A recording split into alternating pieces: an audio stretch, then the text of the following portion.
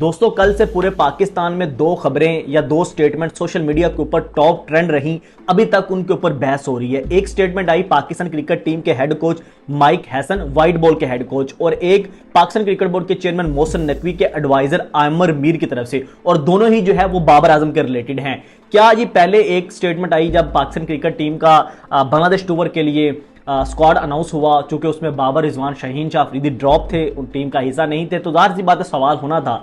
तो वहां पे बाबर आजम के हवाले से सवाल हुआ तो आमिर मीर जो एडवाइजर हैं उन्होंने कहा कि जिस प्लेयर की आप बात कर रहे हैं वो ओडीआई प्लेयर है और यहाँ पे T20 का स्क्वाड अनाउंस हो रहा है, जिसका मतलब ये है कि वो वहां पे ये बताना चाह रहे हैं कि बाबर आजम T20 के प्लेयर ही नहीं है और यहाँ पे सिर्फ जो है वो T20 की टीम अनाउंस हो रही है। बाबर आजम की बात तब होगी जब ओडीआई की टीम अनाउंस होगी।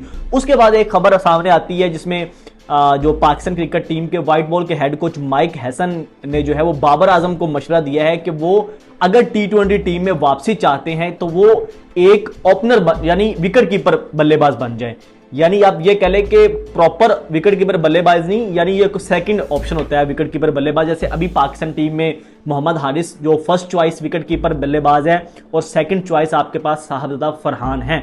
तो इस चीज के ऊपर उन्होंने कहा कि अगर बाबर आजम T20 में कम बैक करना चाहते हैं तो वो उनको साथ में कीपिंग वाला रोल लेना चाहिए। तो सीरियसली यानी पाकिस्तान क्रिकेट बोर्ड के अंदर, चले हम ये समझते थे कि बोर्ड के अंदर तो इस तरह के हमें लोग नजर आ रहे हैं जो कि नॉन प्रोफेशनल हैं, लेकिन माइक हैसन की तरफ से इस तरह की स्टेटमेंट मेरे लिए बहुत ज्यादा शॉकिंग थी। इसमें दो चीजें हैं। एक तो ये कि अब तक आप ये अंदाजा लगाएं कि बाबर आजम ने कभी इंटरनेशनल में, डोमेस्टिक में, क्लब में कभी भी कीपिंग नहीं की, और उस बाबर आजम को जो आपका सुपरस्टार है, जो आपका साबिक कप्तान है, उसको आप कम बैक के लिए कह रहे हैं कि आप एक जो है वो मेकशिफ्ट जो है विकेट कीपर बन जाए, और उसी जगह पे जहां पे कोच उनको वापस लाने की ट्राई कर रहे हैं, वहां पे जो एडवाइजर हैं जिन्होंने कल, हालांकि मैं तो ये भी चीज समझता हूं कि जिन्होंने कल स्क्वाड अनाउंस किया उनका स्क्वाड अनाउंस करना बनता नहीं है। एक मीडिया डायरेक्टर हैं, मीडिया डिपार्टमेंट के वो डायरेक्टर हैं आमिर मीर, और वो स्क्वाड अनाउंस कर रहे हैं। तो इसका आप अंदाजा लगा लें कि पाकिस्तान क्रिकेट बोर्ड का जो जनाजा है वो जो है वो उठ रहा है। तो इस चीज का आप अंदाजा लगा लें। अच्छा, अब वो स्टेटमेंट देते हैं कि बाबर आजम जो है वो T20 के प्लेयर ही नहीं है, और वो जो है वो जब ओडीआई की टीम अनाउंस होगी तब आप बात कीजिएगा। यानी आप इससे अंदाजा लगा सकते हैं कि पाकिस्तान क्रिकेट बोर्ड के जो ओहदेदारान हैं, टीम मैनेजमेंट है, हेड कोचेज हैं और प्लेयर्स के दरमियान में कितना गैप है। यह है पाकिस्तान क्रिकेट।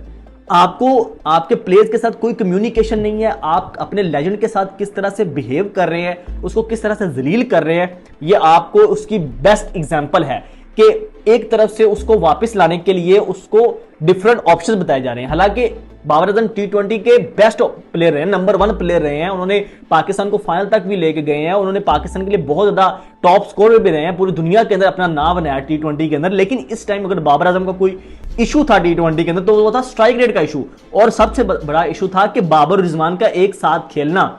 मैं अब भी समझता हूं कि बाबर आजम जो है वो T20 के बुरे प्लेयर नहीं है, लेकिन अगर रिजवान साथ खेलते हैं तो फिर बाबर आजम के ऊपर प्रेशर ज्यादा पड़ जाता है। दोनों जो है वो डॉट करते हैं तो उस वजह से इनके ऊपर प्रेशर ज्यादा आ जाता है। तो इस वजह से अगर आप देखें तो इस वक्त बाबर आजम का जो सबसे बड़ा इशू था वो स्ट्राइक रेट का इशू था। लेकिन इस वक्त पाकिस्तान क्रिकेट बोर्ड जिस तरह से बयानात आ रहे हैं, जिस तरह से हमारे हेड कोच की तरफ से स्टेटमेंट आई है, मतलब इस तरह से लग रहा है कि पूरा जो टीम मैनेजमेंट है या पूरा बोर्ड है वो बुखलाहट का शिकार है इस टाइम, जिस तरह की वो बातें कर रहे हैं। बाबर आजम का स्ट्राइक रेट का इशू था, उनको स्ट्राइक रेट के बारे में कहना चाहिए कि भाई आप अपना स्ट्राइक रेट ज्यादा करें। पूरी दुनिया के अंदर T20 के अंदर जो स्ट्राइक रेट चल रहा है उस तरह का स्ट्राइक रेट रखना चाहिए। अच्छा, साथ में उनको ये भी ऑप्शन दी गई है कि आप 150 तक का स्ट्राइक रेट अगर कर लेते हैं तो फिर भी आपका T20 में कमबैक हो सकता है। तो ये एक ऑप्शन ठीक है, लेकिन ये एक मुश्किल ऑप्शन है। मुश्किल इसलिए है कि बाबर आजम जो है वो इतने स्ट्राइक रेट से नहीं खेल पाते, उनका जो खेलने का स्टाइल है। इवन आप जिस पाकिस्तान के अंदर जो आप कह लें कि ज्यादा तेज खेलने वाले बल्लेबाज हैं, फखर जमान है, मोहम्मद हारिस हैं या हसन नवाज हैं, या कोई भी ऐसे बल्लेबाज है जिसको हम समझते हैं कि यार इनका ना ये बड़े हार्ड हिटर हैं या पावर हिटर हैं, तो अगर आप उनका स्ट्राइक रेट देखें तो किसी का भी 150 का स्ट्राइक रेट नहीं है।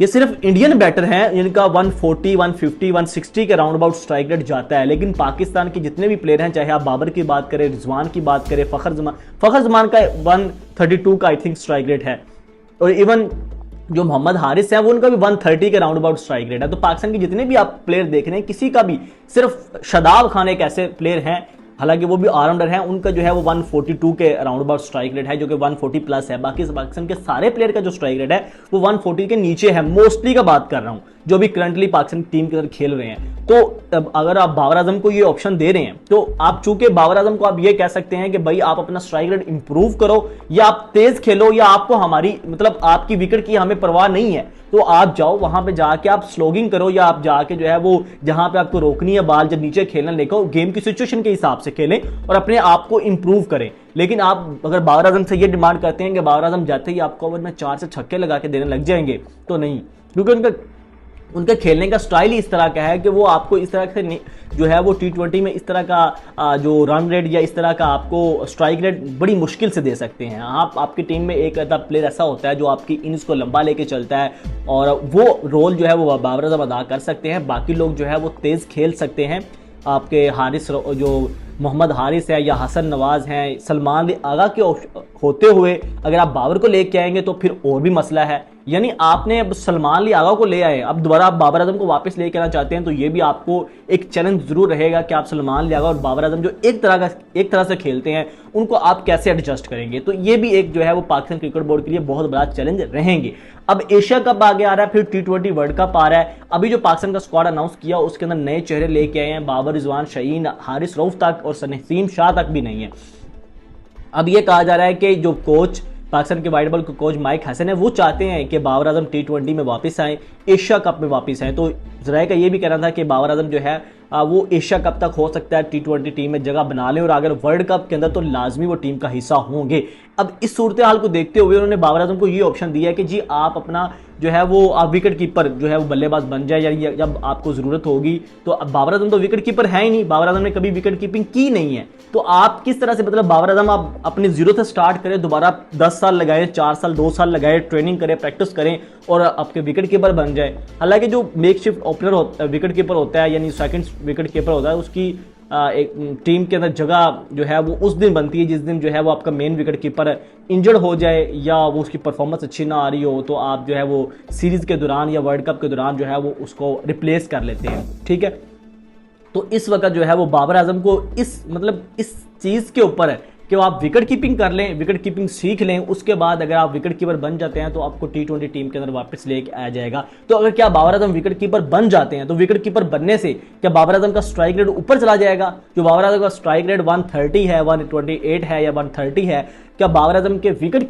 कीपर बनने से वो अगर बाबर आजम का स्ट्राइक रेट 150 पर चला जाएगा, तो फिर बाबर आजम को डेफिनेटली करना चाहिए। हालांकि ऐसा कुछ नहीं है, अगर बाबर आजम विकेट कीपिंग करते हैं तो आपका जो इशू है स्ट्राइक रेट का वो तो फिर भी रिजॉल्व नहीं होना।